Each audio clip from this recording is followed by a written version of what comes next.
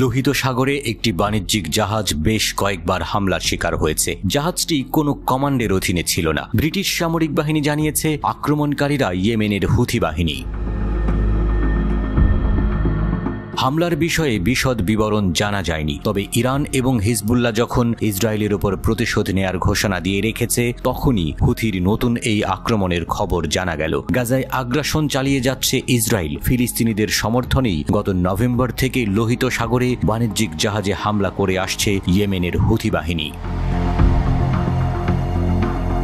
British সামরিক বাহিনীর United kingdom maritime trade operation centre UKMTO জানিয়েছে বিদ্রোহী নিয়ন্ত্রিত ইয়েমেনি বন্দর শহর হুদাইদা থেকে প্রায় 140 কিলোমিটার পশ্চিমে ছোট নৌকায় থাকা ব্যক্তিরা প্রথমে ছোট অস্ত্র দিয়ে গুলি চালাতে দেখেছিল।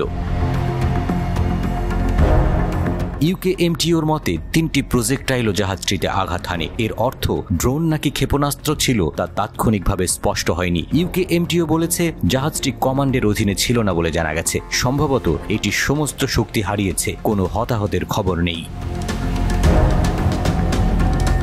এছাড়াও হুথি বাহিনী লোহিত সাগরে ইসরায়েলের সংশ্লিষ্ট একটি তেলের ট্যাঙ্কারে হামলা চালিয়েছে। দুটি ছোট নৌকায় থাকা 5 জন সাউনিয়ন নামের ট্যাঙ্কারটিকে লক্ষ্য করে গুলি করে। হুথি তাৎক্ষণিকভাবে হামলার দায় স্বীকার করেনি, যদিও তাদের একটি হামলার কথা স্বীকার করতে কয়েক ঘন্টা এমনকি দিনও লাগতে পারে।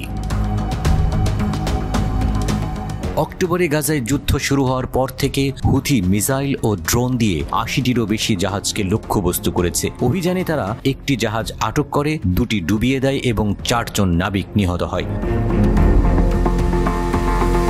অন্যান্য ক্ষেপণাস্ত্র এবং ড্রোনগুলিকে হয় লোহিত সাগরে মার্কিন নেতৃত্বাধীন জোট বাধা দিয়েছে বা তাদের লক্ষ্যে পৌঁছাতে ব্যর্থ হয়েছে। হুথি দাবি করেছে তারা ইসরায়েলের উপর চাপ তৈরি করতে ইসরায়েল, যুক্তরাষ্ট্র ও যুক্তরাজ্য সংশ্লিষ্ট জাহাজগুলোকে টার্গেট করেছে। ইসরায়েলের দিকে ড্রোন এবং ক্ষেপণাস্ত্র নিক্ষেপ করেছে বাহিনীটি, যার মধ্যে 19 জুলাই একটি হামলায় তেল আবিবে 1 জন নিহত এবং 10 জন আহত হয়। ইসরায়েলি হুথি নিয়ন্ত্রিত বন্দর শহর হুদাইদাতে বিমান হামলা করে প্রতিক্রিয়া জানিয়েছে, যার ফলে হুথির জ্বালানি ডিপো এবং বৈদ্যুতিক স্টেশন ক্ষতিগ্রস্ত হয়। হামলার পর হুথি বাহিনী 9 আগস্ট পর্যন্ত তাদের আক্রমণ থামিয়ে দেয়। এরপর তারা এডেন উপসাগরে একটি লাইবেরিয়ান পতাকাবাহী কন্টেইনার জাহাজে আক্রমণ করে 8 আগস্ট। 13 আগস্টও একই ধরনের হামলার ঘটনা ঘটে।